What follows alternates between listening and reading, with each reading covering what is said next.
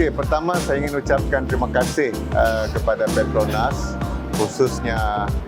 Petronas Dagangan Berhad atas kerjasama yang cukup rapat yang diberikan kepada KPDN, kepada kerajaan khususnya dalam kita melaksanakan agenda penyasaran subsidi bahan api sama ada petrol, diesel dan juga pelaksanaan skim ataupun sistem kawalan diesel bersubsidi SKDS semenjak tahun 2024 yang lepas di Semenanjung Malaysia dan insya-Allah tahun ini kita perluaskan ke Sabah, Sarawak dan juga Labuan. Jadi majlis penyerahan fleet card